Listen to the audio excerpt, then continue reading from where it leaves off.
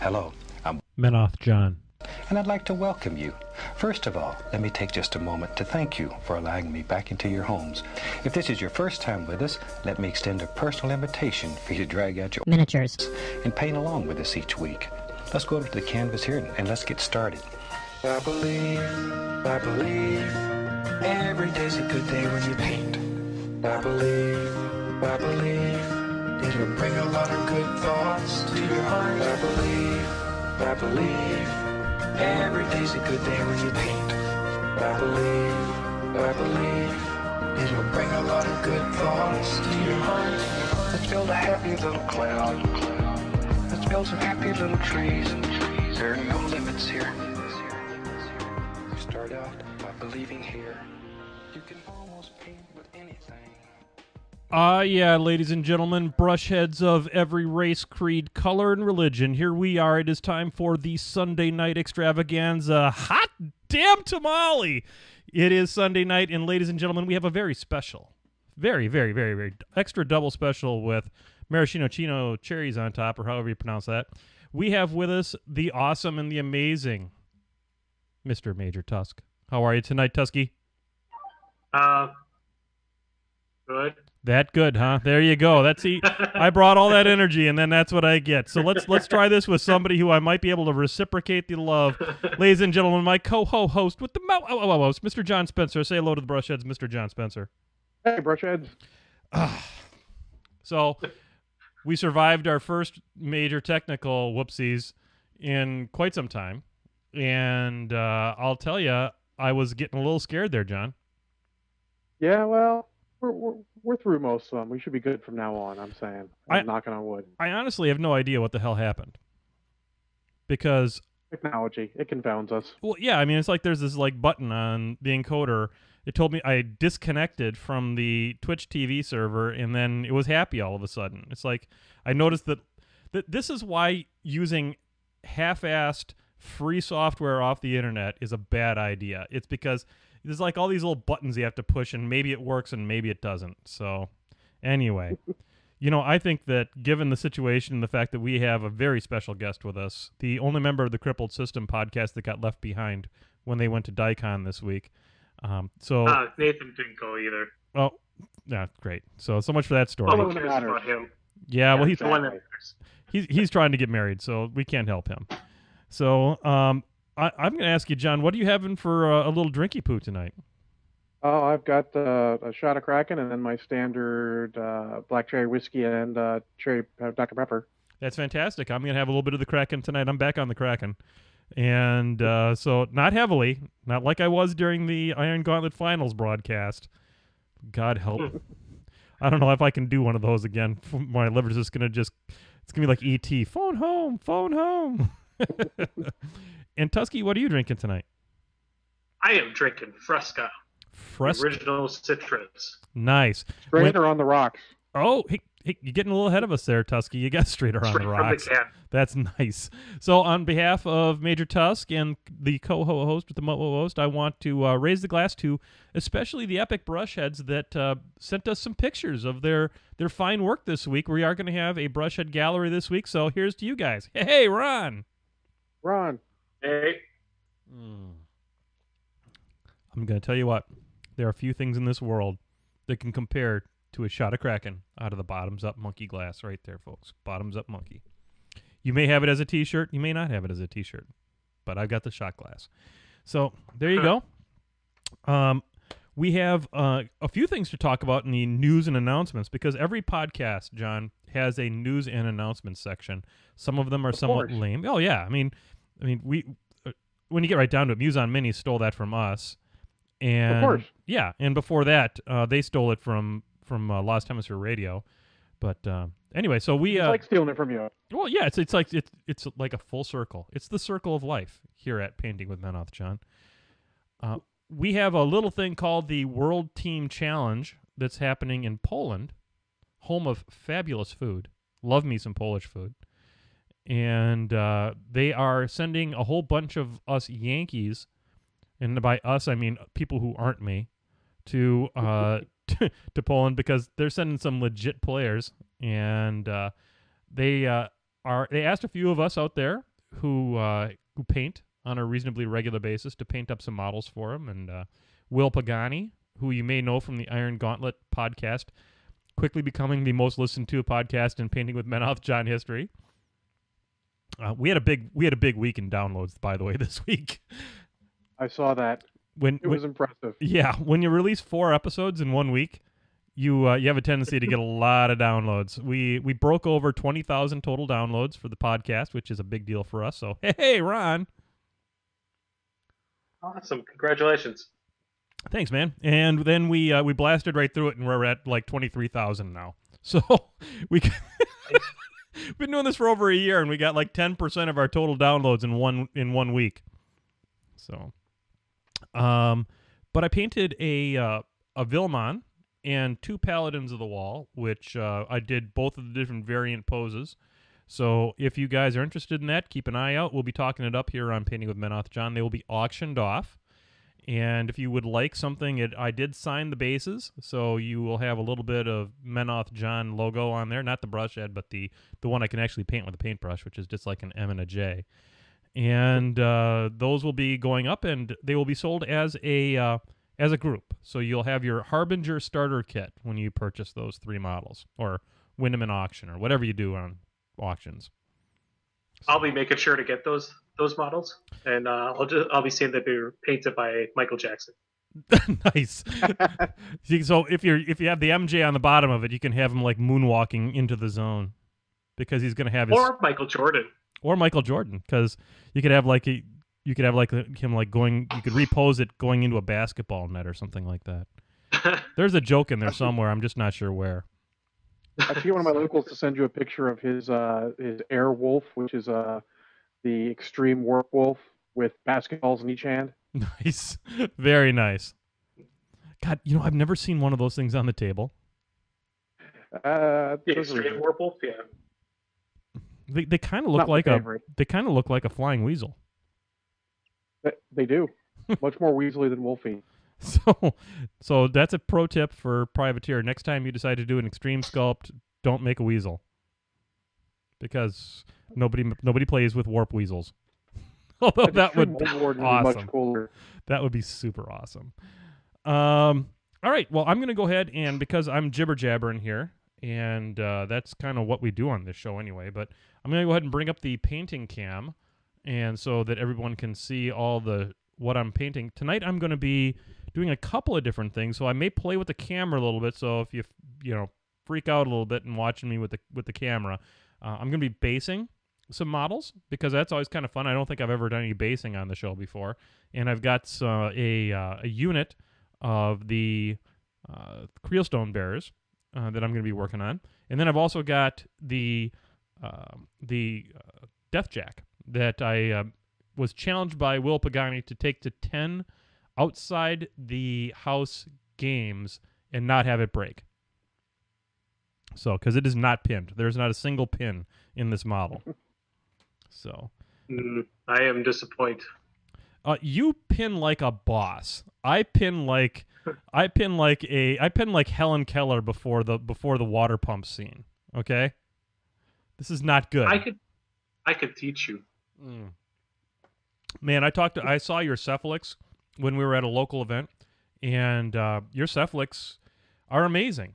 So, John, do you think that we ought to use that as a segue? Seems like a natural segue. It does. That's like a professional podcasting I just did there. Wow, that was pretty cool. I understand you has you some Cephalix there, Mr. Tusk. I have a full force of Cephalix. I have the pretty much Exelon with 2 units of Mind Benders. I have 3 fully magnetized monstrosities. I have a fully magnetized monstrosity, but it has nothing to do with Cephalix. Bump. This is the comedy here. This is the comedy section of the show. But I've been playing it for a while now. It's been pretty solid. My headset or earphones are bugging me because I can barely hear myself talk. Okay. Well, the comfort of our guests is extremely important here on Painting with Menoth, John. So I'm going to recommend that you take those out because a grumpy guest is no good here on Painting with Menoth, John. No, I just couldn't hear myself talk. It sounded muffled, so it sounded weird inside my head. I often sound weird inside my head too. So there you go. So you said you've got a few games in with the Surfalix, and how are you digging them? Or as Nathan likes to hear me call them, the cell effects. The cell effects. The cell effects. Yeah. I would say they're pretty solid. I found one matchup I had was against circle opponents. Anti-magic seems to really shut them down a little bit because they rely heavily on the magic sprays. That makes some sense. And I luckily was able to get my feet to pull things out, to pull things in, and do some redirection so I can actually use use my magical sprays. But overall, Adrenal Floods is amazing. I watched just 3 of those things charge a Menoth heavy and just took it out. What's it like to play with Bane Thralls? POW 19 attacking the drudges are just amazing. Hit like a brick shithouse. They do. But otherwise, I'm still think I'm a total of maybe 5 games into them. Just playing on random opponents.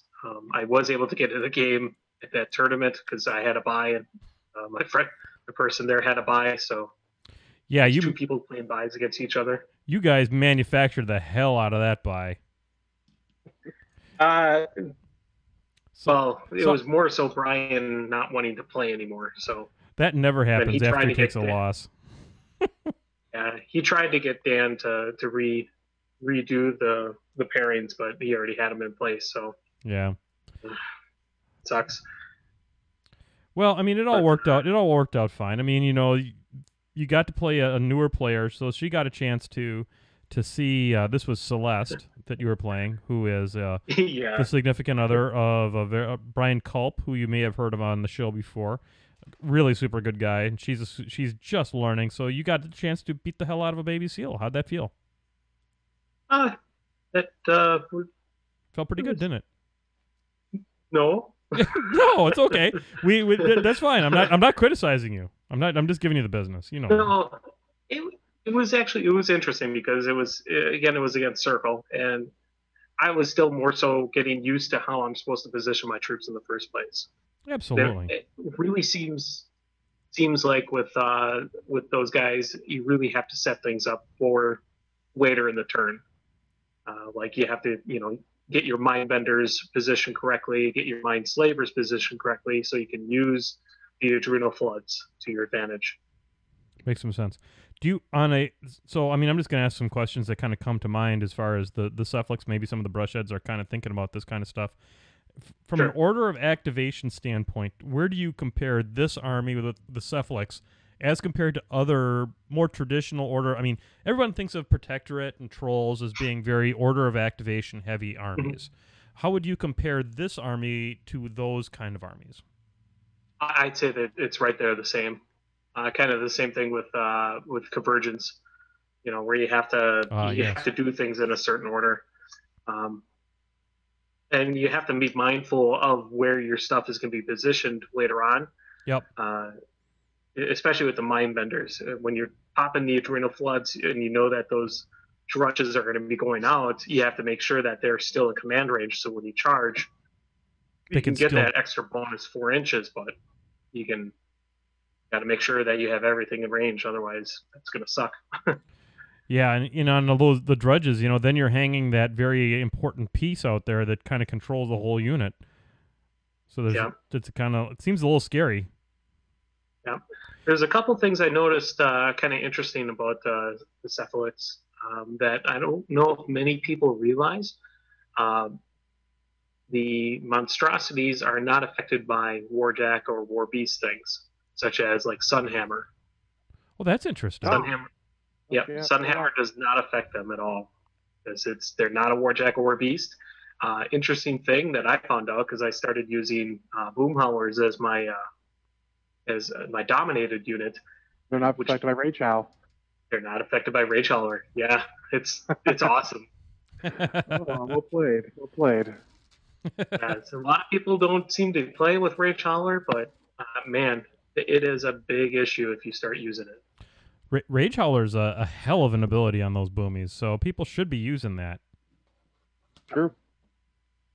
So that's some really interesting stuff. Now, John, you are our local Merc tech expert. When we talk Mercs, we come to Mr. John Spencer because he's literally a billion and he's never lost a game. It's a little known fact. Statistically, the best Merc player in the country, and holy crap, I'm the worst host ever. And but are you thinking about dipping your Tootsies into the Cephalix? Oh yeah, absolutely. I've got Exelon Nexus. The Squid picked it up for me at Lock and Load. Super sweet. I don't have any Cephalix yet because Discount Games hasn't gotten any in, and my store certainly hasn't either. Holy crap. They're super out of stock. Is PP it's just the mind benders or the mind slavers? Yeah, Mind Savers or even the Overlords. Is PP having? I mean, is it just the? I'm always looking for an opportunity to end my relationship with PP. So are they having Are they having some supply chain issues? Because that's what got me kicked off of Lost Hemisphere Radio the first time around. I'm not going to spout any unsupported facts, but either that or the distributor they use for their main stuff is having a heck of a time getting certain things in stock. So okay. Well, most of the flavor of the month, they're out of stock in a lot of places. So yeah. I could probably ask. I'm actually good friends with the buyer at one of the distributors, so I could probably give some feedback. But I can almost guess that the second. I don't like going through my contacts for little stuff like that. That's not super important. No, but I could probably say though that probably the Cephalix, they were probably starting getting sold out as soon as they were announced. Oh yeah, they weren't ready for that. They probably didn't plan it. They may even be planning on doing more plastics. I mean, if they've got some, are the new ones plastic? Yeah, the mind benders are plastic, and actually they have the mind slavers. Those are plastic as well. And these plastics are amazing. These are the best plastics I've ever seen. They're just running the metals out before they get the plastics in. It's actually a good idea from a business standpoint to get them out. You sort of artificially increase the hype for that army, and then you release the plastics and you'll sell a bunch. Yeah, the plastic for those models, I will say probably some of the best plastics I've ever seen. Yeah, I heard the new stuff's pretty good. One of the guys got Dozer and Smig and had nothing but glowing things to say. Cannot wait to get my hands on Dozer and Smig. I had my hands on them. I gave them to a local. No, it's okay, buddy. You didn't know I had gone balls deep in the trolls, and I am all in on trolls. Holy hell, am I all in on trolls? And I'm about ready to pitch this effing model across the table with trying to put this tape in. Okay, so when I base these models, because there's like these little gaps in here, and I want to put some Elmer's glue on it to like hold the sand in place, so I put tape over the damn slots. And I'm gonna tell you, it drives me goddamn nuts. So if either of you guys have a pro tip, other than use a really sharp X-Acto knife and patience, I'm willing to listen at this point. For just putting tape over the slot apart? Yeah. Do you put your tape on before you mount your model, or do you do it like this goofball here who waits until it's fully freaking painted and mounted? I put it on before. Yeah, I'm an idiot. I bought these from somebody else, so I'll just blame it on him. I don't use tape. I use putty. You put putty in from the bottom side? Or from the top side sometimes. I mean, whenever whenever you make putty, you make too much because that's just how it works. Mm-hmm. And I'm doing something else, I fill it with putty, just like Edifo said in the chat room. Fill it with putty. You mean like this big ball of putty I've got sitting right here that I didn't use and is now essentially a small stone? Yeah. Yep, that would have been nice, wouldn't it? You'd have heard a lot less bitching on Painting with Manoth John right now. Honest to Pete. So we got that going on there. So we talked the living daylights out of that. I want to make sure that we get a chance to talk a little bit about the Kindy Bee Challenge, though, John. So Kindy Bee Challenge. The Kindy Bee Challenge. The gauntlet was thrown down, and we want to make sure that we have a chance to talk a little bit about. Let's hear about your adventures with Kindy Bee. Well, sure. First, I want to thank all the Brushheads who voted which would be my pair with Connie B, plus a couple of people, a handful of people over at the mom forums actually posted too, which is rare because usually I get about 4 million views and 0 posts on any of my threads there. They're very stoic. They're very stoic over there. That combined with some locals prompted me to send in a question to an Attack Dojo a couple weeks ago about unresponsive metas. Nice. Well played. Yes, but so they voted, and by pretty much a wide margin, McBain is my pair, which is fine, because McBain was the first caster I ever bought, and still one of my favorites. McBain. Love that guy. McBain is awesome. Yeah, so it's Connie B and McBain, which is good. I feel like I can get a good pair with that. So I started off, I got a game in Tuesday against Bowie, who's one of my locals, one of the press gangers, and I pretty much knew he was going to play his Darius list because he's got a rule. If they've got Purification, he plays Epic Striker. If they don't have Purification, he plays Darius. And I'm Merc. I don't have Purification, so Darius in the face it is. There you go. And I had thought, looking on the surface, Connie B looks a lot like Ashlyn. Got a threat range enhancer, got a accuracy enhancer. They look very similar. Okay. So I just said, hey, here's my Ashlyn list that I would play, and I'll take Ashlyn out, put Connie B in. We'll give that a shot. Sure. Early on, my dice weren't the greatest. They weren't horrible, but I left a Storm Wall with 1, or not Storm Wall, a Storm Strider with 1. Ruh-roh. And I probably should have pretty much taken it off the table, but stuff happens. So with my last 3 focused, I cast an Arcane Secret, whatever her crappy nuke is, blinding something light, searing light, something like that. Yep. Yeah. Something crappy, and 3 cost for your best. If you're going to give a caster a single crappy nuke, make it 2 cost. Don't make it 3 cost. 3 cost nukes are bad, especially if it's the only one you got. But anyways. I'd also let you pass if she's got a gun, but for some reason she doesn't have a gun and she doesn't have the super greatest stats. Whatever. But don't kill it still with that. I could move after the spell, but at this point I'm like, you need 11 to hit me over the wall with the Centurion. I'll just take a chance. Stay behind the wall, just tempt him in, pop my feet, go, come get me. So he moves Darius up. Trains his guy, so he's just out of reach range of my Mangler that I'd put into the Storm Strider and sort of got bounced back towards him. Mm-hmm. Charges me and gets a hit and a crit with the second attack. That's bad. Not the charge, and kills me, not by a lot, but kills me. Yep. The first lesson is if I had kept those 3 focus and not sent them my crappy nuke, I'd have lived, probably. Yep. The second one is, when you're playing a new caster, it actually is a good idea to put them in a list that you've played with a similar caster, because you can immediately see the faults and see what's different. Sure, you get to learn a lot about that caster just by experiencing it fall on its face a little bit. But you have to be mindful, because after that game, my first thought was, oh, she's a really crappy version of Ashlyn. No gun. I mean, Ashlyn's feat would have been like, you can come bring that Centurion over the wall, but it's just not going to happen. Yep. You can put that assassination off his mind, and but before you move on to your next one, John, I just want to mention to the Brushheads that you mentioned Darius there. I don't have any bat reps to contribute to today's show, so but if you want, you can see me play against Darius on YouTube's with the Brunch Machine broadcast that went up earlier today. So I played Darius in that god awful Wrecking Crew list that Zach has, and I played the Meat Mountain. So if you want to watch old people fornicate, I would check out that YouTube, because it is all of the old people fornicating at once. Please continue with your bat reps. Speaking of old people fornicating, yes. Hold on, Andy. What you got? Well, I was going to ask, what do you actually have in your Ashlyn list?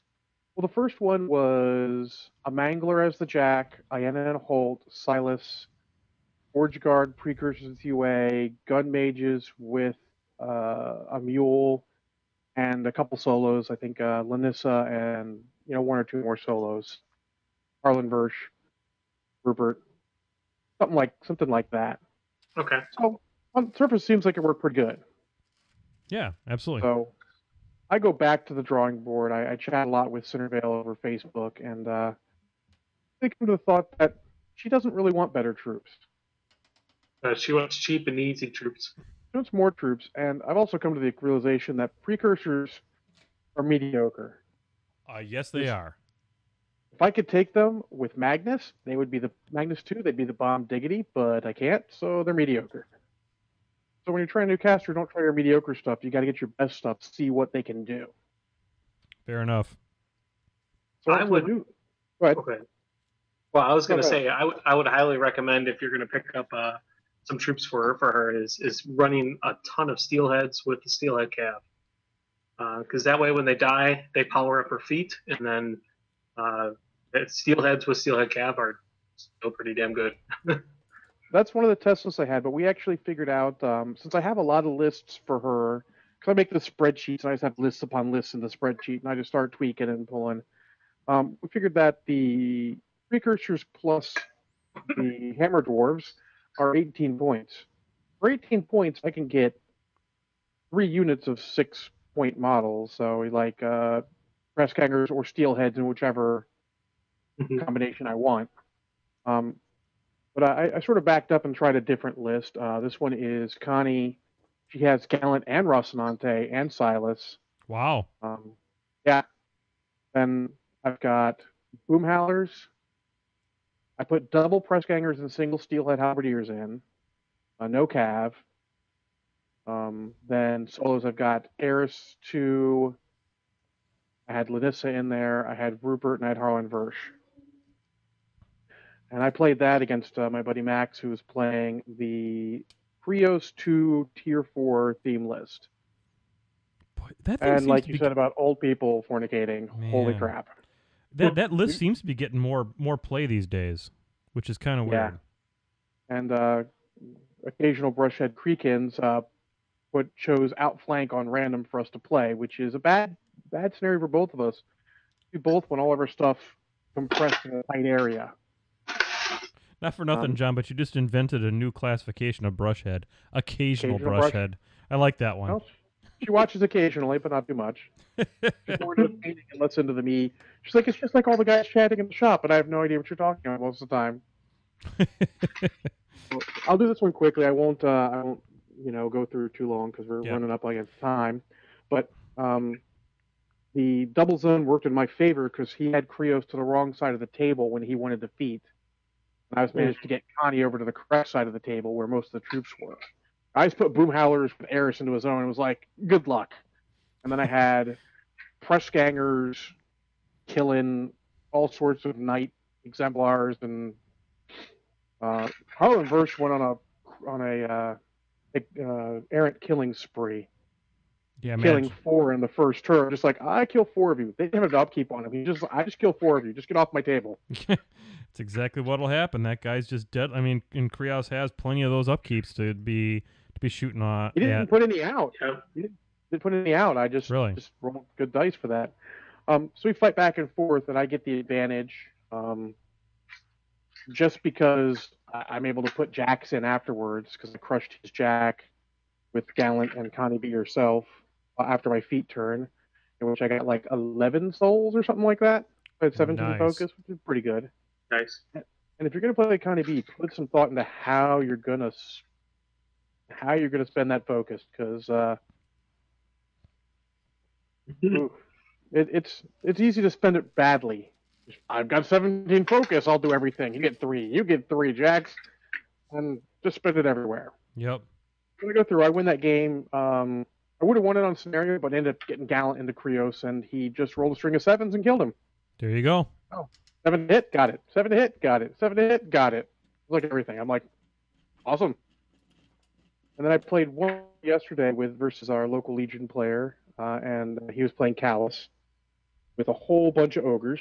And I did one change overnight because I didn't like Press gangers hit okay, but they could use some help.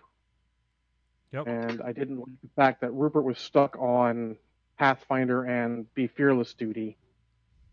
So all the time. Could never give the Steelheads tough, or even Dirge of Mists. So I put in First Mate Hawk instead of Lanissa. And that was a prime key. Turned it right on up to 11, did it? Yeah, because 2 units of press gangers, I mean, you only have to have one dude in Hawk's command range to get the Fearless part. Yep. And then if you get the extra die part, that's a bonus. Sure. I popped my feet at the right time. They're so fast, and press gangers start off the board, you can jam really well. And Crusader's Call gets you like a hell of a threat range. Yep. And where the story's going. Yeah, I had dudes all up in all of his Ogren, and I pop feet, and he just starts killing stuff, and I'm like, I almost screwed it because I made the first 5 or 6 tough checks. And I'm like, oh, this feat turn's gonna go poorly. Yep. And then I got about 11 souls anyways, and towards the end he had a what's it called Naga. Yep. Trying to kill a boom howler, and he had to boost to have a chance of hurting it. It was dice minus 12. I'm like, good luck with that. That's amazing. That's so cool. So that went well. Go ahead, Tusky. I was just gonna say I didn't have this. I thought I knew where that battle report was going because I ran Constance with the pirate boat. Just gave her everything with the pirates, and the problem I had with her is just everything just went too fast. They're way up the field before I could even do anything. So I thought that's what was going there, but you can control it pretty well because she just first turn I charged something. I'm like, put Banishing Word on those guys in charge, and I run into my own dudes and stop about where I want to, so it's pretty good. So on Callus's feet turn, which came right after mine, I had 3 press gangers, 2 of whom had refused to die in combat with Callus. And like the 2 stand up, another one, wanders in, and I just boost from Connie, and I'm like, boost to hit, extra die from Hawk, boost damage, left him with like 3 hit points. And next turn, Hawk just jumped and flipped over everything and killed him dead. So nice. Lots of dudes. That seems to be the way forward. I think I've got at least a good start, and we'll see how it goes. Well, that's awesome, man. Now, before we get into the Flippity Bloops, thank you very much for those. I'm looking forward to seeing how these Connie lists progress, because I have Connie, and I'll be honest with you, I don't think I've played her in 2 years, but I'm looking forward to hearing more about it. Now, I do want to thank this week's episode is a Brushhead Gallery episode, and so I thought what I'd do here is I would take some time here and we'd bring up the Brushhead Gallery. I want to thank each and every one of you who went ahead and sent us in some pictures, and we'll be doing this once a month, and we'll put the call out either via the Facebook or Twitter and a whole bunch of other stuff, and we'll go ahead and do that. And if I can get you a hammer, Major Tusk, so that you can hammer while we're talking, that would be awesome. I'm just teasing you because I can hear it shuffling around. I'm just giving you the business. Oh yeah, no, I have way too many models just sitting here, and they're all looking at me. They're all in boxes. They want me to paint them, and I'm saying no. You have way too many models. Let's just leave it at that. You could have stopped the sentence right there. Holy cow! I'm looking at least 1, 2, 3, 4, 5 colossals, and then 3 battle legends right here. That's wrong on a lot of levels, but I'm going to go ahead and we'll start the Brushhead Gallery here, and let me go ahead and get this over here, and we'll get this going. So our first submission was from Chris Taylor. Whoops, there we go. Getting ahead of myself. Was from Chris Taylor. He sent us some amazing looking Protectorate here. Here we have the Blessing of Vengeance there, and we also have a Redeemer and a Vanquisher. And I thought the thing that really stood out to me is take a look at that smoke and fire. I really love that. That's super amazing. I'm going to turn. So because of the way I do this show, John and Tusk have no damn idea what the hell I'm talking about. So I'm gonna try and do feats of strength here, and try not to end the show at the same time. Let's see if I can actually get my monitor on the screen. So here is I was guys, actually going to check out the stream. yeah, I would go look at the stream because what I'm trying to do here is akin to a monkey having relations with a football. Not that there's anything wrong with that if the monkey wants to, but I would take a look at the stream. We have up here, we have a like I said, from Chris Taylor. John and Tusk, have you had a chance? Did the stream catch up yet? Yep, I see him. Okay, so here's some amazing stuff from those guys. They have from Chris. I mean, he's got some great looking smoke there with the fire effects and the whole 9 yards. He's got that Vanquisher. I really like the basing on here as well. He's got what looks to be like some boards, some stone on there. Good looking stuff. Yeah, they look legit. Yep. And you'll notice that he actually has a light box. Yes. Because I don't, and I'm getting one this week. That's super awesome. Yeah, let me know how that is. Yep, I'm going to let you know. I'm from everything I've heard about the light box that I purchased, and I will put a link to it if it's worth linking to after I get it and work with it a little bit. And we'll talk a little bit about it. But allegedly the lamps suck, and I was looking at Target for lamps yesterday. So we'll see how it works out. Here's the second one. We have a Bastion Seneschal. We have we have Krios 1, and we have a Choir, which is, I think, the most overcosted unit in the game at 3 points. So I think that the Choir should be reduced down to 1 point somehow, and that would be awesome. But so the next group of photos that we have are from Nick Dumont. I want to thank especially Chris Taylor. You now are Epic Brushhead. I wanted to welcome you to the Epic Brushhead level.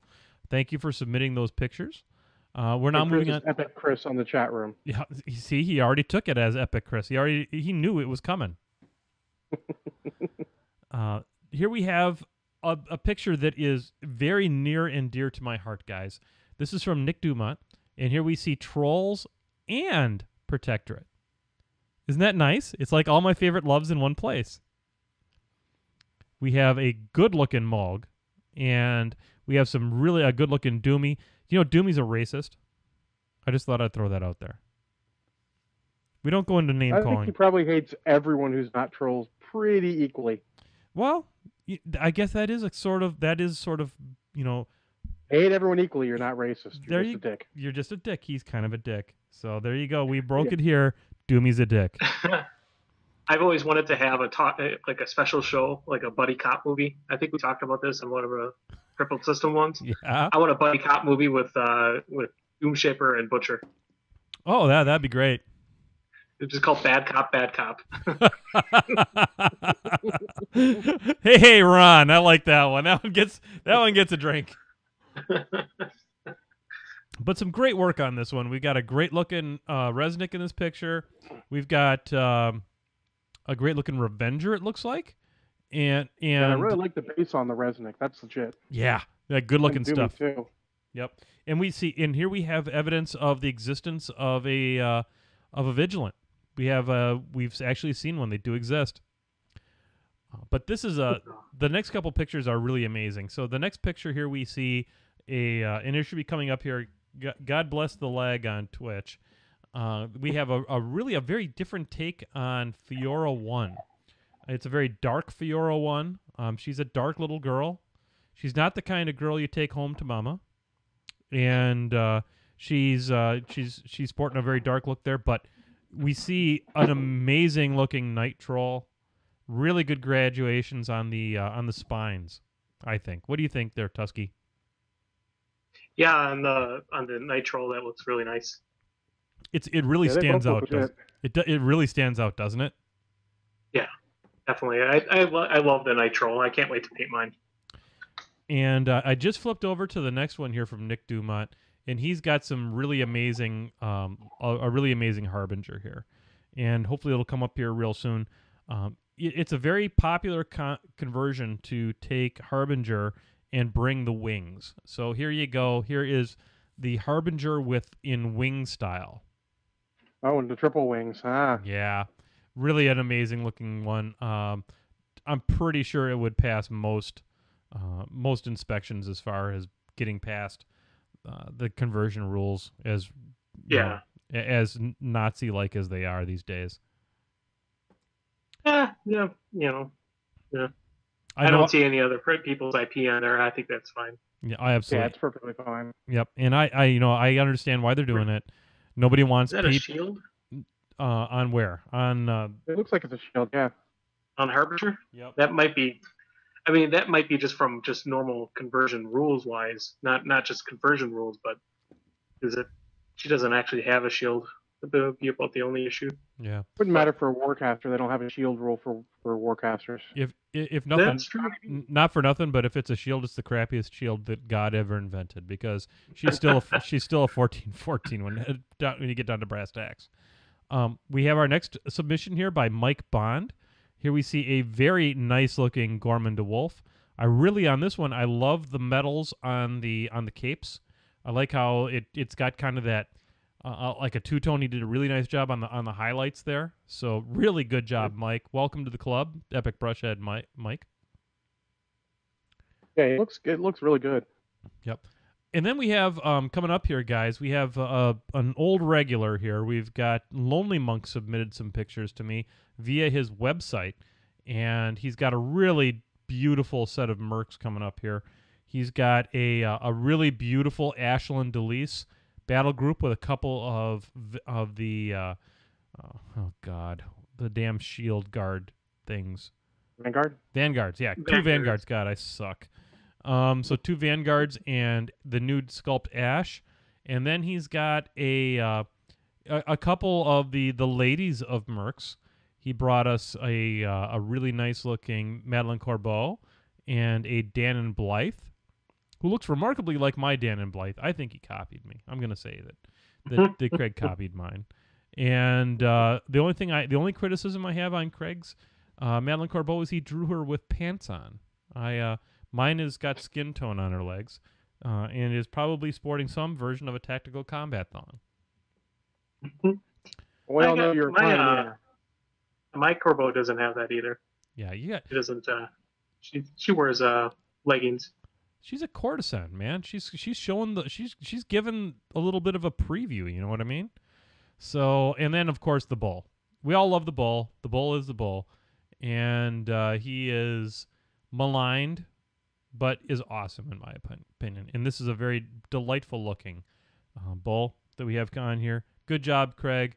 Super sweet Lonely Monk. We love it.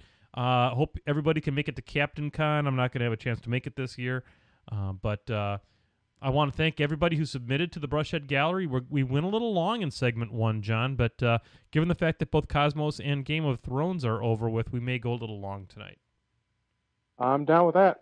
So I want to thank each and every one of the Epic Brushheads who went ahead and submitted tonight. It's super sweet to have your contributions to the Brushhead Gallery. I'm saving all these things, and we may do for the New Year's Eve or whatever the next big show that we do. We'll do a retrospective, I think, a little bit on the Brushhead Gallery. Just kind of bring everybody up to next all day podcast. Yeah, there you go. That'll kill an hour. That's awesome. Exactly. That's my guy. Always thinking. So indeed. All right. I'm thrilled that you're here, Tusk. I have to say that, because this next segment may or may not have been stolen whole cloth from your podcast. We call it a little something called Flippity Bloop. It started on our podcast. Mm-hmm. We have started. Actually, I'll pull it from you. Actually, I think it was part of Crippled Fury.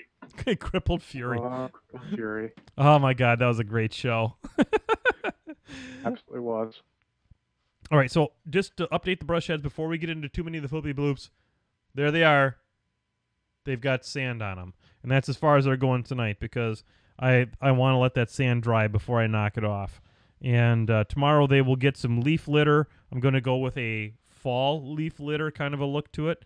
And for the rest of the evening, I'm going to be painting Deathjack. So Flippity Bloop. So, quick question, John. When Yeah. you put the models in, when you do the sand for the models, do you just take them out right away and just let them sit on the table?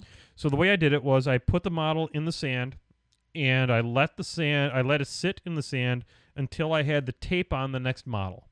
And then I'd get all the glue on the next model, and then I would put that model in the sand. Then I would take it out of the sand, but I'd take it straight up so that the whole pile was still on it. Yeah. And I'd I'd lay it into the tray next to it, and then I let it sit there with all the sand on it until the next morning. That's kind of what I do. I usually, kind of dip the whole base into the sand and let it dry in the sand itself. That way you get more stuff on it. Kind of similar to how I do all my snow effects. Yeah. I make sure it dries in the snow effects, so it then still has that slight poof to it. Yeah, absolutely. And the longer you keep it in that snow, the bigger the poof. And we like big poofs here on Painting with Men with John. I do the same thing for snow, but regular, gravel, ground, dirt. I'll actually put it in there and leave it in until I get the next model ready. Then take it out and I'll knock it off immediately. Yep. If I need to go back and fill in some spots, I'll either use the static grass or I'll fill it in with more sand. Get a little more glue on there, a little more sand. There you go. All right, Flippity Bloop, we are way the hell behind on this show. No worries. All right. Well, the first one is from Tau Dark in the chat room, and he asked one specifically for Andy. Okay. He wants to know, Cephalix or Trolls? You are forced to give one up and only ever play the other for the rest of your time in War Machine. Oh. Which do you choose? I would choose Trolls. Yeah, it seemed pretty easy. Yeah, Cephalix is just, or I'm sorry, Celifix is just too. It's too corner case. I mean, it'd be like, if I'm going to play Mercs and I have to play Shay all the time for the rest of my life, that's just not an option. Can I bring both of his theme lists to a tournament? Because I might do that. All right, let's see. Next, we'll go. We'll do one we can probably do pretty quick. He got some hits on the website already. Christopher Taylor asked, do you pre-paint before assembly, or do you build the entire model before painting?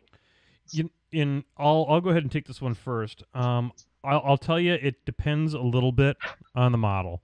I have done models where I have done I've done a little bit like a pre-assembly, and then I'll paint that section of it, and then I'll come back. The classic example for me on this is cavalry. I will always assemble the horse and the rider separately, and then I will join them later after I've painted the horse completely and painted the rider completely, and then I'll come back and join them together, because it's just too damn hard to paint the horse when the rider is attached to it. But most of the time I'm unfortunately I'm wanting to play that model before I can get it into the painting queue, so it ends up more times than not. Here you go. Here's the Deathjack. It's got crazy amounts of everything coming off of it, and I'm painting it after assembly. That's kind of a little bit more normal for me. What about you, Tusky? You don't paint, so I'm pretty sure most of your shit's assembled. Most of my shit's assembled, but I always assemble things with the mindset that I will paint it. Indeed, that's why you have three. That's why you have 3 Earthbreakers without arms on them. Exactly. I will actually, for like horses or for cavalry, I always throw a giant pin through their butt. Yep. So I can place them onto the saddle. That way I can play with it until it's ready, or until I decide to paint it, and then also gives me a nice hook-on point, so I can actually use that to hold the model instead of holding it by its feet, or an arm or a flag or a sword, and end up rubbing off the paint. Exactly. Same exact method I use. What about you, John? I actually use blue tack to put the cavalry on the model, on the horses. A little blue tack on the butt. Sticks right there, doesn't fall off generally. I will mostly paint anything other than cavalry in one piece, with the exception of like colossals and anything with a shield. There is a guy locally who paints everything in as close to its component parts as he can, and his stuff ends up looking amazing, and it works pretty well. but you do need to be careful that you probably want to scrape the paint off the joints where they're going to connect. Absolutely. It helps. I mean, if you're using super glue only, now he was a GW guy, so he used a lot of plastic models, so you scrape the paint off the joints and use plastic glue and you get super assembly. Not Yeah. really a PC problem, but you probably want to just do that anyways because it gives it a better hold, because otherwise you're gluing paint to paint. And if the paint breaks, which is easier than the glue bond, you've got a model falling apart again. Yeah, buddy. Absolutely. Great advice there, John. Great advice. Flippity bloop. All right, let's get something silly here. You know what? When we need silly, I go to Brett Painter. That guy, I'll tell you what, I think we broke him. I think we broke his We did. spirit. And Brett, we love you. You need to give as many flippity bloops as you want to. We didn't mean to give you a hard time that one time. You know, if you need grief counseling, let us know, and we'll get grief counseling for you. But flippity bloop. All right, he asked, how much did you rage when getting a pre-release with incorrect parts? So here's what I think. I liked his question a lot when I took a brief look at the flippity bloops. I try to have the flippity bloops be as natural and as like hearing them for the first time ever, but I read his, and here's my I'm gonna take a semi-serious approach to this one. Oh snap! It is okay to rage about any model that you paid money for that doesn't have the right parts in it. It is straight up okay. There's nothing wrong with that. You paid good, hard-earned money for that model. That model should have every last little bit and bob that it was supposed to have in it.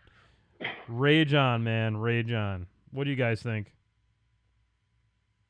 Go ahead, Andy. I was gonna say is I actually ran into that issue when I was at Depticon. I ended up picking up a copy of Father LeConte, and he ended up having two of his like left back leg, so I couldn't assemble him for Who's the Boss, and it's a little annoying, but at the same time, understand that these things are packed by humans who do make mistakes. Usually, if you buy it at a convention, his part's missing, you can probably go to the store and say, "Hey, this is missing the piece," or I got the wrong piece, and they'll usually probably, make amends to it right away. Can I? It sucks when you get the model sent to you from somebody else who bought it at the convention and you can't assemble it. Can I counterpoint that for just a second? I've worked in the consumer foods business for 20 plus years, and I've been a part of a number of new product launches. And I can tell you with great certainty, in those companies that I've worked for, those first boxes that come off the production line have more scrutiny on them than anything that any customer will ever see ever again. They sweat the damn details. Why? Because it's the consumer's first experience with that particular product. And pre-releases are, even more so. They're getting those particular models ready more ahead of time than, they may be last minute kind of things where they're hurrying up, and there's probably more chance for failure. But by gosh, they ought to be putting more people on the QA side of that thing and making sure that those first ones off the shelf that are going to the conventions are perfectly packed. And it's really not that hard. It's about attention to detail, John, folks. you think they use QA and miniatures? You're funny. Yeah, I know. I know. And that's the kind of crap that kind of expectations that got me in trouble with PP a long time ago. So I've got two answers to this. I got a funny answer and a serious. I'll start with the serious. It's okay to rage, but wait till you see how hard it is to get a replacement. If you send an email into them, they're like, "Oh, we're so sorry, we'll get a replacement." No worries. Because I've been on the other end, and we'd like to think it's all super professional, but it's a game company. They're not super professional. I mean, either someone working for a lot less than they could make in other industries because they love it, or someone who just couldn't find another job who's just doing it. And you may be getting their A game, but their A game just may not be that good. Their A game may be B. Yeah. So, rage. And the funny answer is, got your Relic Knights. I haven't even seen a response for mine yet. You shut up. Is that what he's talking about? Is he talking about Relic Knights? Oh, yeah. Oh. Relic Knights exists. I have touched models for Relic Knights. My buddy the Jason got his, and I've touched models. It exists. I swear. I'm going to tell you what. I take back everything I just said. If he's complaining about Relic Knights, he should be damn glad that company delivered product 1. Exactly. I will say this though, for my experience with Privateer and missing parts, their parts portal for their requests, their ticket system that they have, I haven't had an issue with getting parts replaced, and in the amount of models that I get, which is proof if I should show a picture of this sometime. Um, maybe I shouldn't, but the proof of all the models that I get, the parts that are replaced are 100%. It's pretty easy. Things have gotten a lot better. Yeah, Privateer has gotten a lot better over the years. I've had the first round of Colossals were terrible. Yeah. I had 2 left legs. Say that again, John. First round of battle engines weren't great either. Yeah. I didn't have any problems with my Earthbreaker, but boy, I got and people that I know got every version of the of the Stormwall that you can possibly imagine. But anyway, so Flippity Bloop. All right. Scott Hebel II asks, how does Relic Moorclaw look? How would you use his Jack marshalling ability in a non-Mercs list? Hey, Chihuahua, I got to punt this one at you guys. I don't even know what Raluk Moorclaw does. He's awesome. That's what he is. Yeah, he's pretty awesome. If I was going to use him in my Trollblood Force, which he can work in there, I would probably bring him with like a Buccaneer, something small that you're really not going to spend the whole bank on. And a Buccaneer works really well with just that auto knockdown. You can probably bring something like a Mangler, maybe a Nomad, but I think you're going to get the most out of a smaller Jack like a Buccaneer. What do you think there, Johnny? I'd go with a Buccaneer, a Vanguard, or a Mule. Maybe a Mariner if you just need a super long range gun, because it's probably going to cover a weakness in your army. Like with Trolls, a Buccaneer seems like just what the doctor ordered. Yeah. With something like Pigs, I think a Mariner or a Mule is much more it. And a Mule, if you're willing to take some chances and hope you roll some crits, 1 boost is all you need. You don't need to boost damage. You're just using it to send everything flying. Yeah. He's really cool because he's hard to kill with 8 boxes and tough, decent armor, solid defense. A little slow. He's also got a slug gun with assault, and still like a POW 11 or 12 axe on top of that. He's pretty legit. No, that's some good insight. I mean, I honestly I've had no experience with him. I've not looked at him very, very much at all. And so I appreciate you guys talking about it. Speaking of Buccaneers, we got some. John, did you get your Buccaneer from Mr. Alan Green? I have not yet, but it always takes long. It'll probably take longer to get to me if it just got to you. Yep, I got Flippity. And that means that Bloop is on its way. Fair enough. And it is spectacular. Alan, I cannot thank you enough for the wonderful gift of the Buccaneer. I don't have a Buccaneer, now I do, and it is beautifully painted. He did a water effect on the base, like it's kind of walking through some water, and it's super amazing. Really great job on it. Super appreciate it. I'm gonna get a lot of use out of it. I know. I'm gonna get him in some lists. I've also got to put him in some lists with that my tie-dye Rover that Charlie Holloway painted for me. So we'll get all the Brushhead Jacks into a list, and we'll have some good old times with it. So really appreciate that. Thanks for the insight, guys, on the Raluk Moorclaw and Flippity Bloop. All right. So the next one is, let's see. We'll go for Richard Johnson. He says, if you lose round 1, drop or not to drop?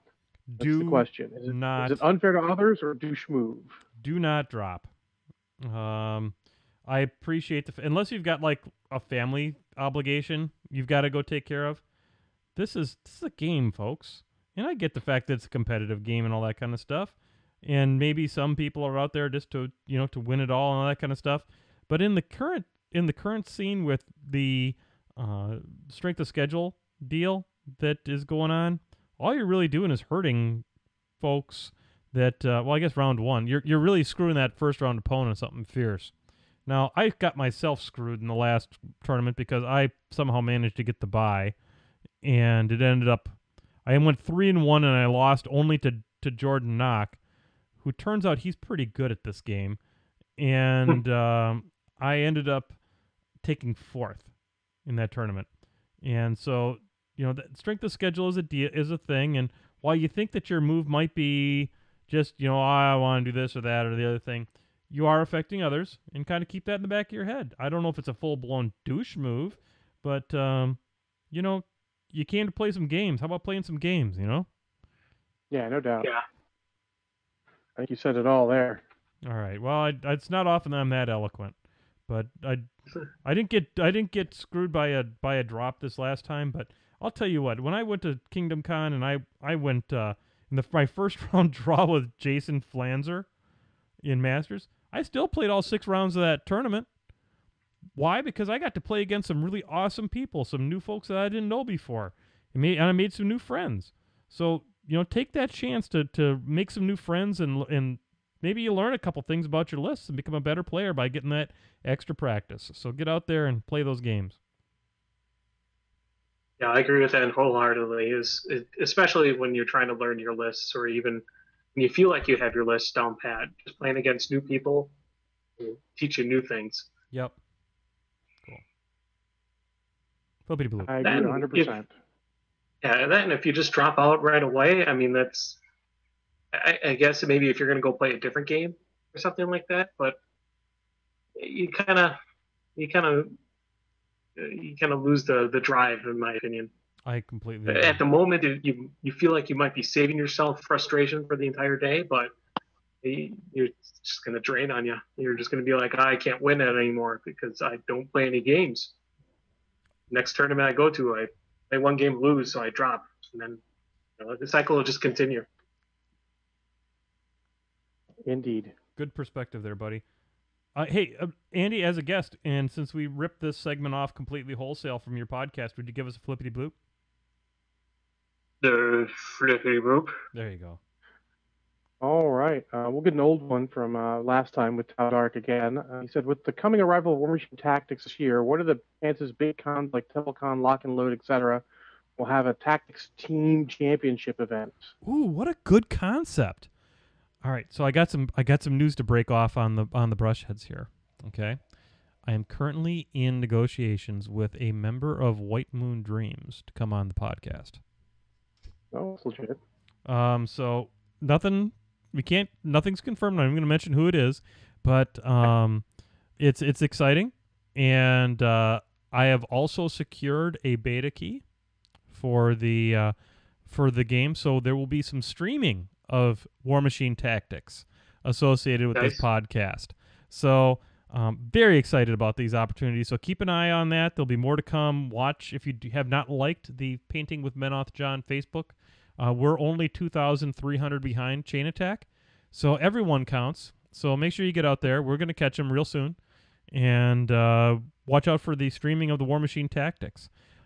As for competitive War Machine Tactics team stuff, I can see that happening. What do you guys think? I could see it happening. The problem would be is setup. You'd have to have so many different computers there to be able to have interlinked together in order to have something like that happen. True. It's a logistical nightmare, especially for companies like White Moon Dreams or Privateer Press that are not really big enough to have that kind of computer set up to bring. So I tend to doubt it. I think Michael Plummer can pull it off, and I'm going to challenge Michael Plummer right here on the podcast that if he was a real convention coordinator, he'll get this done. Oh, wow. And I only do that because Mike's a friend. So at least he was until the beginning of this show. Yeah, fair enough. I was just looking at our Crippled System likes because you just mentioned yours. I think we're at 666. Nice, way to go, way to be evil. We with your devil beard and that many likes. There you go. Yeah, it's 666 people. I must take a screenshot before that changes. That is super cool. Flippity frickin' bloop. All right. Well, next one. Let's see. Something silly.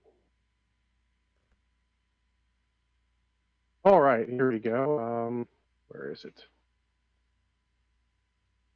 Holy crap. There we go. Christopher Taylor. If paints had flavors, what flavors would you paint your favorite models and why?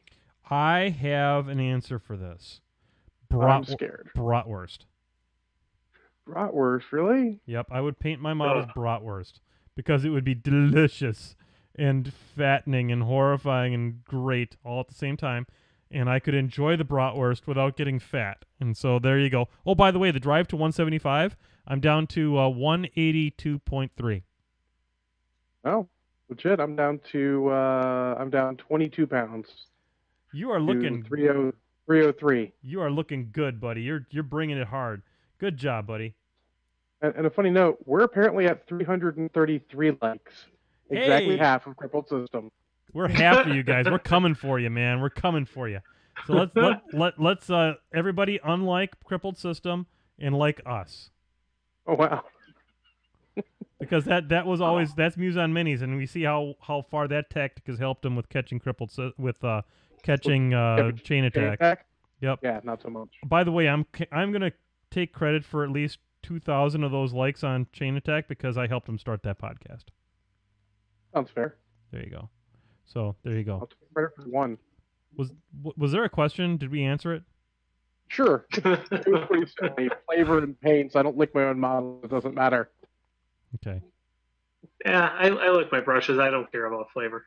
That's a good idea. Licking brushes. No, that'd be dangerous. You guys go ahead and consume that heavy metal nonsense. Anyway, flippity bloop. All right. Scott Hamill II. Have you ever played Boot Hill from TSR? He just found his box in the closet. No. Sounds awesome, though. Sounds like Deadlands before Deadlands was Deadlands. Oh, it's really old. I played it 30 years ago-ish. Maybe Nice. 30 years ago. Was it Boot Hill? Boot Hill. I'm highly supportive of old things. It's like really old. It's from like that, box era, like maybe the original Marvel superheroes era. No, it's even before then. It's 75. Yeah. Wow. Yeah, my cousin John had a copy, and we played that at his house once. It was like I said, it's a long time ago. Scott, if we're at a con together, bring the box, and we'll get game. We'll get a game going, buddy. It'll be good times. Absolutely. Those old games are super fun because they weren't interested in all this, gaming, theory and stuff. It's like just make it fun. Let's make it fun. Exactly. Yeah. So explain to me how THACO works. Roll a die in math and hit armor class 0 in math. THACO works because it's a podcast with the old pod thralls on it, and that's what we love about THACO. Fair. I do listen to them. So anyway, right. Are we done with the flippity bloops, or should we move on to the media and save them for next week, John? We've got quite a few. We might want to get through a couple more. All right, let's go through a couple more, and then we'll flip over to the media section. All right, let's get a couple quick ones. Marth Fright asks, as far as I know, triple sec is necessary for a Long Island iced tea. Which protector of mental caster would be triple sec? The Harbinger is clearly triple sec because she's required at all costs in so many different things. So there you go, and she's limey tasting. There you go. Flippity bloop. Hey, she's been on the market for years now. She's no longer 14. It's totally Flippity bloop. Did they actually not really errata, but we explained to everybody that she's actually 20. Yeah, because they didn't want to deal with the pedophile angle on it. Probably for the best. Yeah. I don't have no problem with that. We do not support any of that garbage on Painting with Men Off John. Indeed. So flippity bloop. Only if Nathan's on the podcast. No, not even with Nathan. Because going to jail is still going to jail. Fair. All right. Mike Bond asks best base paint for cream colors, and our favorite primer. Best paint for cream colors. Do you want to go with that one, John, or do you want me to go with it? I got some thoughts there. My favorite primer is currently Army Painter Black. Not a super huge fan of the Army Painter Red that I used on the Earthbreaker because it resists all attempts to paint in other colors sometimes, except black. And for base and cream colors, I'd go with some of the like a rucksack tan sort of brownie because that rucksack tan covers most things pretty well, and it's a good base for that. Yeah, you want something that flows really good, and Rucksack Tan does do a really nice job of that. And then it also, I'm in the same camp with you. I use Army Painter Black now almost exclusively. Although I'm thinking with some of my trolls, I may end up going with white, but I've had so little luck painting on white primer, mostly because I'm not very good. And black primer, if you screw something up and don't paint it, just looks like a shadow, which is Yep, super clutch. absolutely. That's the other problem with the red. Yep. And Yeah, white. Yeah. go ahead, Tusky. Oh, I was gonna say white primer is so unforgiving because you have to paint every single piece of that model, otherwise it will stick out like a sore thumb. Hmm. And I am not comfortable with that because I am not that kind of painter. So I would say that the Army Painter Black is money in the bank. It's a really good primer, covers well, gives you it doesn't screw up the details or anything like that. So that's a good place to be. And try that rucksack tan. It flows very well. The moldy ochre might be an Moldy interesting ochre's place to go. legit. It's a little yellow. It might not be the best base coat. Rucksack tan's a little more neutral, not quite as Yeah. bright. Yep. So there you have it. That'd be our recommendations. Probably rucksack tan would be your first, and then maybe try a little moldy ochre. But be warned. Or Guncore Brown would work too. Yep. Be warned that those could pull a little bit to the different colors. So flippity Yeah. bloop. Cliff Hughes asks, continue painting or play XCOM? Ooh. I don't depend. I'd say continue painting because XCOM is a computer game and I have not played anything more recent than Diablo 2.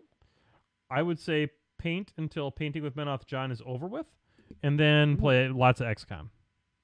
that's legit. Yep. Because XCOM is an amazing, and it'll It be is a good amazing. it'll be good training for you for the War Machine Tactics. Because let's face it, it's War Machine Tactics is XCOM Tactics, kind of. Oh, fair enough. There you go. Flippity bloop. All right, this one from Twitter from Anthony Ferriolo Oh, I of love this question. Forgot to Feet.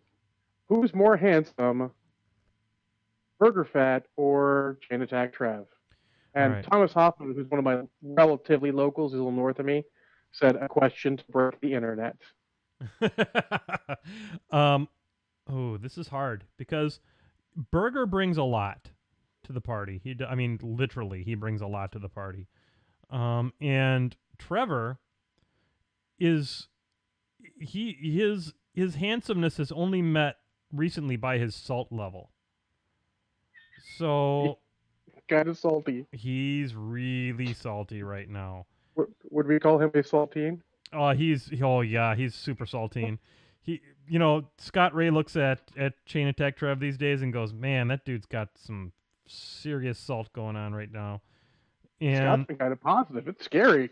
yeah, I don't know. It's like Freaky Friday happened at the damn Chain Attack Dojo in Idaho Falls, because somehow they switched bodies. I don't even see how that happened. So I'm gonna have to say I'm gonna give it to Burger, mostly because Burger's bigger than me, and by a lot. So I'm gonna say that he is the sexiest of the two, without question. What do you guys think? Mm, Come on, guys, you got to be comfortable enough with your masculinity to Uh, say that either Burger or Trev are just handsome men. I was waiting for Andy to respond. Yeah, coward. Howard, no, I mean, no Trev, comment. because the picture I found that might be Burger because I haven't met him in person. I actually met Anthony, but not Mhm. not Burger. Yep. But the picture looks a little too young. I'll go with Trevor. He's got the more mature look. I'll go with him. I can live with that. What do you think? Come on, come on. You have to find. You have. This is on you now, Tusk. Not sure I understand the terminology for burger. Okay. Okay. Oh, my Lord. Burger's a guy, and he's dead sexy.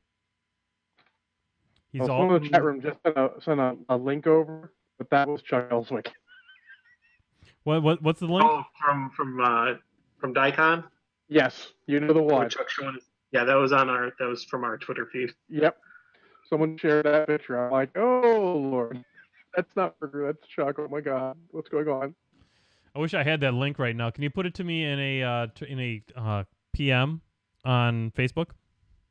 Oh, sure. Because I can put it up on the internet here right quick. Oh, let's not do that. Okay, let's not do that then.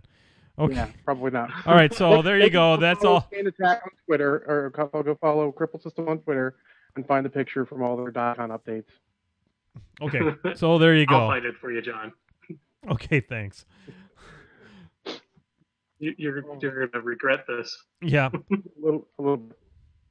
By the way, guys, I don't know if this is a painting with Ben off John first. The way that I've got the camera pointing right now, and I just flipped off the camera. That's awesome. But you can see John. Here is John Spencer, and when Tusky talks, you'll see Tusky. So you can kind of keep the watch on this part of the screen. You'll actually be able to see them. Sweet. Yeah. This is the new style technology. We're all over it. All right. So Yay! Flippity bloop. All right, Flippity Bloop. That was kind of silly. We'll go with Joseph Merrick. What topics on the PP forum frustrate you and why? For me on the PP forums, the topic that frustrates me the most is Other Mike talks about Menoth. It's a thread that some guy named Mike Perrier started.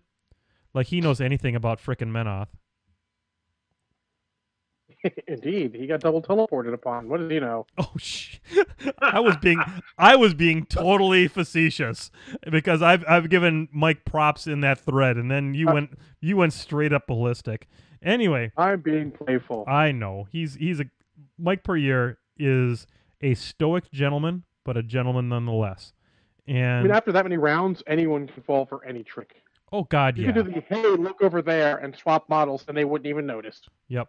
I'm going to tell you right now, you're doing a great job. You're doing a great job of backpedaling. I got to tell you, and I want to make sure that I warn you to be careful because backpedaling can be dangerous, and we don't want any injuries here on Painting with Menoth, John. We have a 100% perfect OSHA record on this podcast. None of our employees have had any accidents whatsoever that we've reported to the government. So, but yeah, that one frustrates me because it's got almost as many pages as the Ask Menoth John about Menoth thread. So, and we're at like 13 pages on that thread, by the way, now. I do. I check it out once in a while. Yep, I'm back in business on that one because the people requested it. What about you, Tusky? What frustrates you the most about the PP forums? I actually don't go to any of the faction forums. It's an exercise in futility to go into them. I'll check them out once in a while, but generally I tend to stick to the painting forum, and then maybe sometimes I'll check out the general chat. But the painting forum is where I lurk the most on that forum. Makes sense. Painting and rules for me. I occasionally jump in the Mercs forum, but it's a mixed bag. Generally, it makes me sad. I'd rather jump on the mom forums, get no feedback on my posts, than get some of the crazy stuff that goes on in some of those forums. I really like the Muse on Minis forums recently. I've been kind of going back and forth there. It's a nice little community when they decide to show up and say something. Yeah, I know it happens, but so it's all good. Yeah, absolutely. Flippity bloop. All right, well, Mike Bond is asking me in the chat room to ask you his next question. So here it is. Yep. Jenna Jameson or Annabelle Chong? Jenna Jameson or Annabelle Chong? Yep. What? I don't know. I had to Google the second part of this. I don't even know who Annabelle Chong is. She's in the same vein as Jenna Jameson. Okay. Jenna Jameson. Did you say he is in the same vein? She. She. It's a she. So I'm gonna go with Is this set by Hollywood? I'm gonna go with Jenna Jameson. I'll go with Annabelle Chong because Jason just looks a little too slutty for me. Oh wait. If that's the right word. I'm just firing everything. I'm going all out there. Let's insult everyone. I'm looking up Annabelle Chong right now. Yeah. She's not like, drop dead gorgeous or anything, but hey. Oh, she's pretty. Yeah. See, her stage name of a Singaporean-born American pornographic film actress. Well, there you go.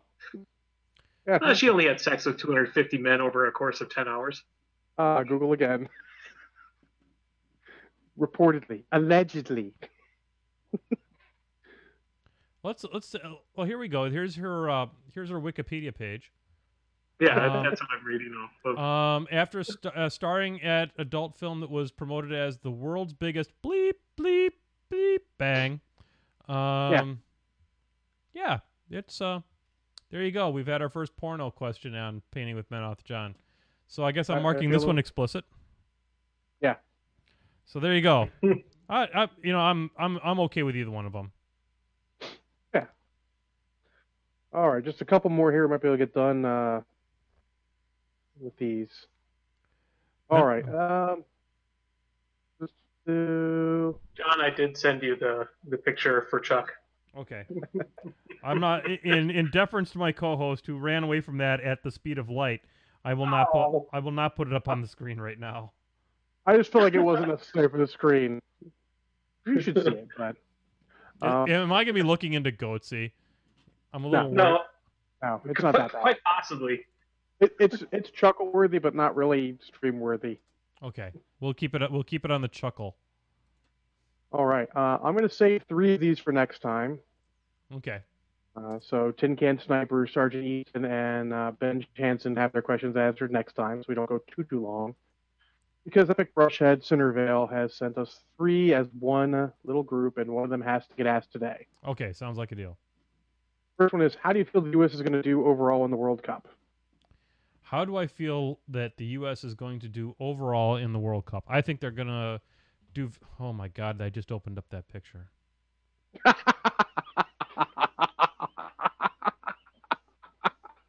Oh. That's not good. That's Chuck, isn't it? Yes, that's Chuck. Yeah. Chuck, for God's sakes, put your shirt down. Yeah. Chuck does that all the time. He's always taking his shirt up. I thought it was just me. I thought he was just being, giving me a little bit of extra. But now it appears that he gives that to everyone. So, Chuck. He didn't do it in person when I met him at the ATC last year, so it's not everyone. Only certain people, apparently. Okay, well, Chuck gave it to me, so I guess I feel special. There you go. But, Chuck. Yeah, work on that shirt. Anyway, so there you go. Let's get back to Centerville's question. How do we think? I think yeah. So how do we think the U.S. is going to do? I think the U.S. is going to do very well. I think that first team is locked and loaded, and I think they're going to do very well. What do you guys think? Well, I think they're going to do kind of mediocre. They'll probably lose next round, honestly. We've never been the soccer giants, really. Okay, I'm missing something. No, it was just you pitched it over to us to dead silence. I know, because that's what I do. This is. I think about. I'm not really a huge fan of watching soccer or football. Podcast Death Jack is unamused by dead silence. I just want you to know that. I don't know. I just don't like watching it. I can see where people like it. I just don't really. I tried watching it while I was drunk, thinking that maybe helped, some of my German heritage, and no, it didn't help. Fair enough. A lot of running, so if I enjoyed watching marathons, I'd watch that. and then people pretending to fall over.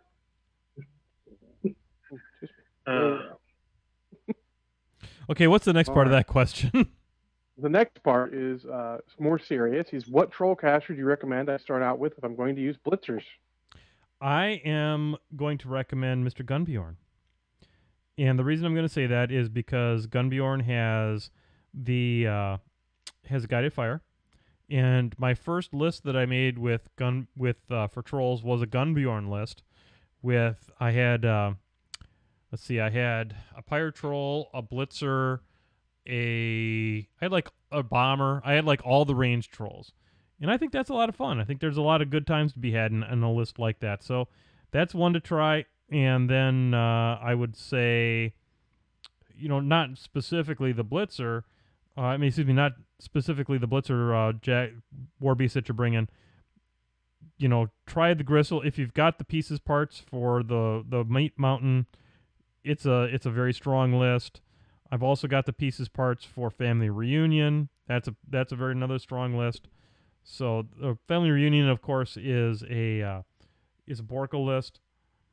One of the things that I'm finding very quickly is that these troll casters get a lot of work done. You can get them into the fray. So if that's what you're kind of looking for, Borka is basically unkillable. So have some fun with that. So what do you guys think? Andy? Tusky? Yeah, using my troll expertise, I would say any caster that also shares a battle group with an impaler. There you go. I think Jarl is pretty awesome, but he tends to work solo too. But just about anybody with an impaler, I think with an impaler animus on him, can get stuff done. And then you also bring your Raluk, so you can knock things down, and you can have your blitzer go up there and shoot it 3 times. Sure, there you go. I'd go with either Grim or Me1. Well, I'm sorry, you broke up. You broke up a little bit on. What was the second caster? Either Grim or Doomy 1. Doomy 1, okay.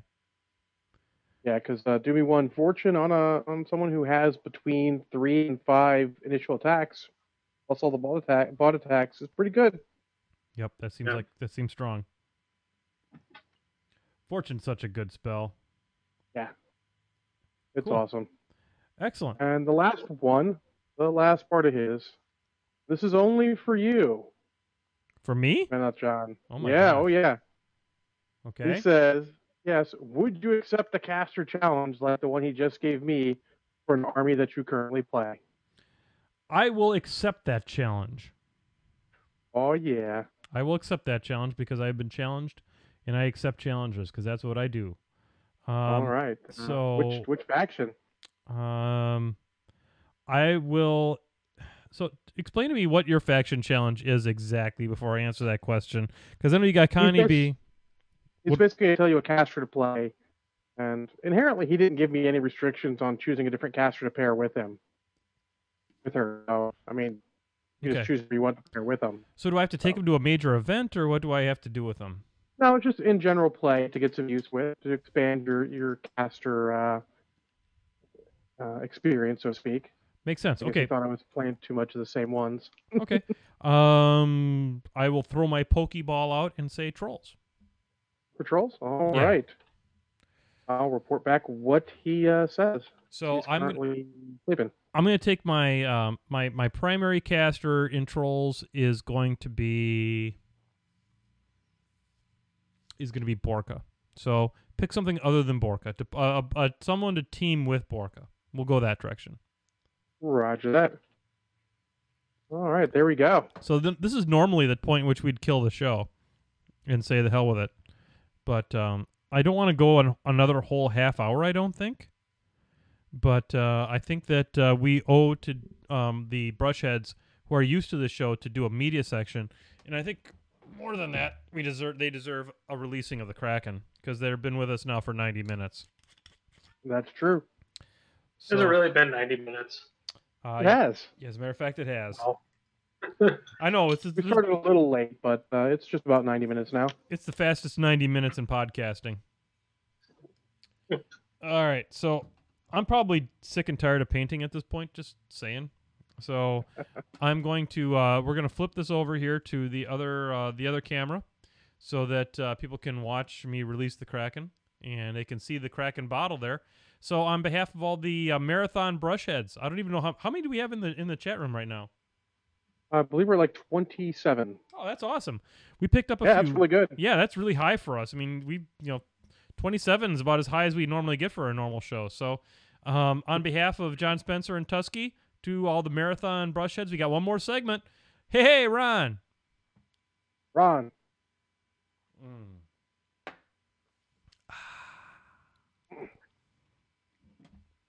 I kind of like how I did on right. the citrus death jack is coming right along. So Cool. yeah, hopefully he'll be done next week. Well, maybe I can show him off. So anyway, so let's talk a little bit about some stuff here. I'm going to talk about a new movie, one that I watched this afternoon with Belinda Librarian. You know, a lot of times, John and Andy, we talk a lot about science fiction and other geeky kind of movies. This is not what one would consider a normal geeky movie for us. This is Easy A. And this movie has all the trappings of an old 1980s John Hughes movie. And it tells the story of a high school girl who, by the looks of her, can't be a day younger than 30. But she's still in high school, and you better believe it. And she has she ends up telling a lie that she has had sex.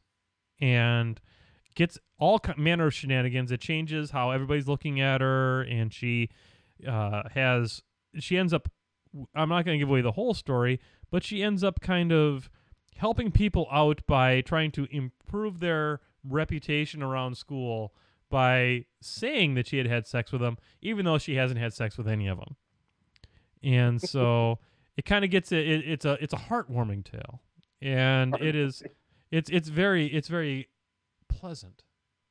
And so I think I'm going to give Easy A, I'm going to give it a shot and a half of Kraken. These are going to be very short. I think we got to keep our reviews a little bit on the short side tonight, guys, because we're running a little bit long. But I'm going to give it a shot and a half of Kraken.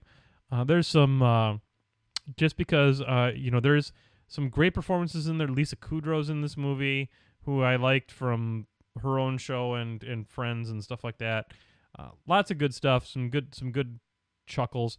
The parents of this girl are freaking hilarious. So I highly recommend Easy A. It is not for free on Amazon Prime. I had to spend $3 to watch it, but I think it's worth $3. I'd say so. So do you have a movie for us today, John? Yeah, actually, I watched 2 this week, but I'll talk about one. There were some ideas out with it, and it's Big Trouble in Little China. Yeah. No one's really watched it. It's those hipster things. No one's really seen that movie too much. No one ever talks about that flick. One of my geek podcasts, one of That's Not Net, does an occasional watch a movie with us, where they do a commentary to a movie. Absolutely. And they did that for Big Trouble in Little China, and I'm like, hey, it's a good time to watch it again. Not that there's a bad time to watch it again. But now I'm pretty sure everyone knows what Big Trouble in Little China is. Absolutely. Go see it. It's awesome. I'll throw a couple thoughts out that I got from that particular commentary, because now you'd have to actually subscribe to their crazy service to get it. The first thought I thought was hilarious was when you get to the end of the movie and he has his spiel on the CB about when the pillars of heaven shake and the rain's coming down and the thunder's crashing and the lightning's flashing.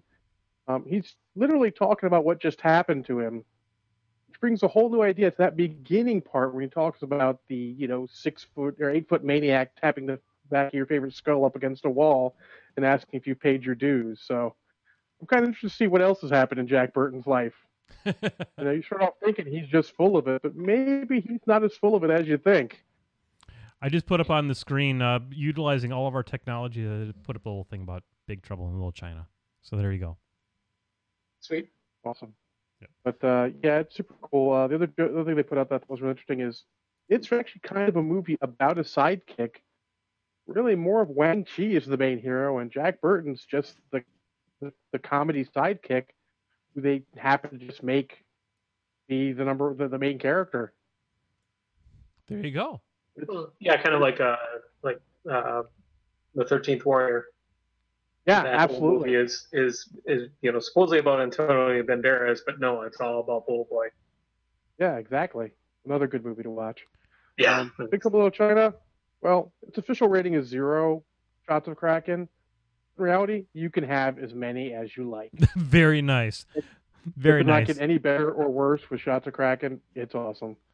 Now, what about you, Tusky? What did you watch this week that you want to talk about? uh, I watched a movie I haven't seen probably since it was in the theaters, so I'm going reaching back as well. I just got done watching the television series about it, Yep. and that's Fargo. Fargo, Hmm. you say? Yep, the TV series is actually really good. Almost to the point I think I like it better than movie. I watched a movie, like I said, I just watched a movie again, and it was okay, but the TV series I think nailed it a lot better. I think they had a lot better character actors that portrayed the parts well. Is there Both of anybody? them are still Is there good. anybody we'd know from as far as big name actors in the television series? Billy TV Bob Thornton, series. is that right? Yeah, TV series. You got Billy Bob, Oh, nice. Billy Bob Thornton, who's amazing. You have Colin Hanks, that I swear he needs to start doing comedies, because Tom Hanks won't do comedies anymore, and nothing's better than good Tom Hanks comedies. So, Colin, by any chance you ever hear this, start making comedies. Damn it. There you go. I just realized Um, by putting these pictures up here, I'm violating every copyright in history. Meh. But I don't make really yeah, any money from this podcast, so it's probably okay. Yes. So there I you think go. just putting a picture up isn't going to really cause anything. But yeah, I would recommend watching Fargo, the television series. The movie was okay, but the series is much better. There you go. I haven't seen it, but I've heard nothing but good from all the podcasts I listen to that talk about such things, and I trust their judgment. It sounds really good, and I'm going to check it out if it ever gets on one of the services I have. Yeah. Plus, I can't think of the actor's name. Um, I have IMDb in front of me. I should look it up. But he was played in Sherlock. He was Bilbo Baggins in the new Hobbit movies. Martin Freeman? Yes, that's him. I just thought I'd let you know that if you type in Chuck Ellswick, pictures come up. Okay. And Does that picture come up? I'm putting pictures of Chuck Ellswick on the internet right now. That's probably bad. That's probably bad. This way lies darkness. There we go. Oh, what's that? This way lies darkness. Yeah. Well, now I'm putting a picture of a bulldog with a cigar on his mouth because his internet screen name is Bulldog. Yes. So I just wanted Like everybody to when know you that. read those articles on Mom. There you go. So there you go. What was funny was that this is a big picture here, and this is a picture of Chuck Ellswick playing John Damaris. This might be the largest picture ever put on Painting with Men Off John. So we're gonna leave that one up there for a while. Anyway, so there you go. We have reaching back into that one. Thank you there, Tusky. What else do we? Yeah, no problem. What else we got here? I'm gonna say I want to give a real quick shout out to the game Rivet Wars.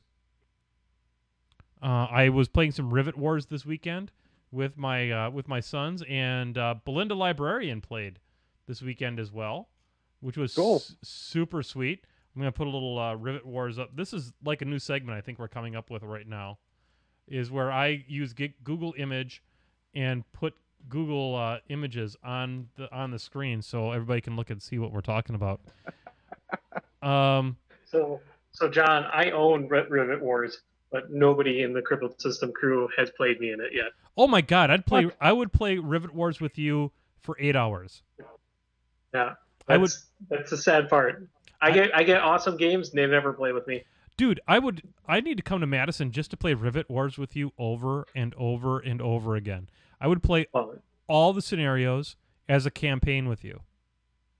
we could, if you have a laptop, you could possibly broadcast from my new abode. Oh my God, Oh. we should do Uh-oh. this. So we may be doing a Rivet Wars campaign. here in the near future because Belinda Librarian has friends in the Madison area, and she could go visit with them while we campaign our way through Rivet Wars. I love that game. This weekend I played against my son Charles, and what did I play against him? Yeah, he beat me, and he's 8, and that tells you my depth of strategy. And then Belinda beat Charles. So super legit game. The pieces are amazing. If you don't have Rivet Wars, go out and get Rivet Wars. My God, it's such a fast, fun 2-player game. I'm going to take it up to the lake for the Christensen get together, which happens each year, and I'll be reporting back with some I have my nephew was over in Iraq and in Afghanistan, mostly Iraq. And so I'm looking forward to playing some Rivet Wars with a veteran. So it's going to be super awesome. So anything, John, what do you have anything else for us? Yeah, real quick, I just wanted to give a shout out. I started rewatching Farscape because I ran out of free episodes of Justified on Amazon Prime. And it's good to revisit that. It actually holds up pretty well at the time. I mean, making a show with puppets is actually really cool, and I wish they'd do it more. It's so much more real than CG sometimes, especially for a TV show. Yeah. And there's some really funny stuff straight from the beginning. And it's funny, I realized I'd never actually watched it all the way through. I've seen bits and pieces here and there. And if you have access to it, and just watch, there's one episode everyone has to watch. It's in like season 2, I think. It's called Crackers Don't Matter. It's one of the funniest episodes of TV, sci-fi TV ever. So let's talk a little bit about the white-haired girl. Chiana? Chiana. Oh, Chiana. Yeah, she hasn't shown up in the series yet in what I'm rewatching, but Chiana. well, yeah, the picture you threw up there, that's actually like late. That's like season 4, which is the last season. Because it's got the other chick on the other side there. We don't remember. Oh, she's a ginger. Oh. That one. Yeah, that one. But it's really worth watching. Really cool. It's available for free on it. The whole series for free on Amazon Prime. Yep. I've seen bits and pieces of it all the way through. It's just good, solid sci-fi TV. Claudia It has Black. a better sense of humor than most shows. It's legit. Claudia Black. I don't know if the Brushheads can see me circling Claudia Black's face right now, but Claudia Black. I'm going to calm down a little bit there. Yeah. All right, let's go. Let's move on to before. let's move on. Yeah, moving right along. Anyway, so there you go. Here's more Chiana, by the way. There's more. So, Chiana. John? Yeah, I'm sorry. Oh, that's a good picture of Chiana. John Spencer, I have a recommendation for you. So you like Justified. It sounds like you're up to Justified. Yeah, season 4. Have you seen Longmire? I have not. Watch Longmire. It is just as good. I would highly recommend it. It's available for free. First 2 seasons on Netflix. It's easily one of my favorite shows on television right now. Take a look. I don't actually, as funny as it sounds, I don't have Netflix. I actually have Amazon Prime. Not sure on Amazon Prime. They might have exclusive through Netflix. Yeah, I'm checking right now, see what it's got. But I will try and take a look at it. It looks like it's not for free, but I'll keep an eye on it. But yeah, I love Justified. It was really cool. Yeah, but Longmire it's basically kind of in the same vein as just a sheriff in the middle of the town, but it's awesome.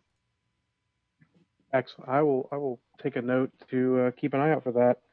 So I might get the Netflix when they make all those new Marvel series. It'll only be on Netflix. Or see if you can get a free trial for it, and maybe I'll check out my account. Maybe I can do a free trial, like send it to you or something like that. Well, I would hold off on that because I like to only watch one TV series for free on the internet at a time, so I don't get too spread out. So I'm going to go through Farscape and then check Justified, and then I'll take a look at other stuff. Great. But, I definitely appreciate it. I'll keep a note. Cool. Awesome. Oh, and I have one more thing, John. Yep. I got Cindervale has gotten back to me. Okay. and he said he's going to challenge you to play, for some reason, Epic Gristle, because apparently she doesn't get enough play, and he feels like you should play Epic Gristle. Epic Grizzle, you say? So he's giving me the option of Meat Mountain to go alongside a family reunion. I'm kind of okay with that. That's not much of a challenge, but there you go. I mean, I've got to play Connie B, and you've got to play Epic Gristle. This sounds decidedly unfair. Unfair. Oh, and he's waffling now. Oh, no. There's no waffle. 0% waffles in this. Yeah, Gris 2 all the way, baby. So I've got Miserable Meat Mountain, and I can play the same exact list with Gristle 1. So there you go. And since I'm only locked into the Gristle 2, I'll just go Gristle 1, Gristle 2. Jay Larson and I were talking about that actually the other day, bouncing back and forth with some IMs, because he's talking about doing the troll action, getting some hot troll on troll action with the Gris 1, Gris 2. So if it's good enough for Jay Larson, it's good enough for me. I hear he's legit. Yeah, when he backpedaled into Gunny, but yeah, backpedal into Gunny all you want, but whatever. I've actually got a fun Gunbjorn list too, but when I ran it against a newer player, I didn't even make a single ranged attack, because by the time that my Fen Blades and my Tuffalos got done with the poor guy, I had already won on scenario. Well, there you go. Your challenge to Gristle 2. Good luck. Yeah, I'm all over it. Yeehaw, Centerville. You're my guy. So, guys, I mean, I think we could probably sit here and just shoot the bull all night, but I think we probably are getting close to calling an end to tonight's show. What do you all think? I think so. I'd like dinner. Yeah, I imagine you would. So, guys, I cannot thank you enough, Tusky, for coming on the show. You are absolutely one of our all-time favorites here on Painting with Menoth John. You are welcome back on the show at any time. So just let us know, and we will make you a part of the show here at the Sunday Night Extravaganza. I'll see what I can do. All right, guys. Excellent. Thanks for having me. Absolutely. Gonna start the music, or we're gonna try and start the music. There we go. Hello, I'm Menoth John, and I'd like to welcome you. First of all, so on behalf of my co-host with the host and Major Tusk, this is Menoth John, and I welcome you back here, same time, same bat channel, next week on Painting with Menoth John. Have a fantastic week. Remember to get that painting in and just do the best job you can. Have a great one, and we'll talk to you next week. I believe every day's a good day when you taste sweet. I believe it will bring a lot of good thoughts to your heart. Let's build a happy little cloud. Let's build some happy little trees. There are no limits here. You start out by believing here. You can almost paint with anything.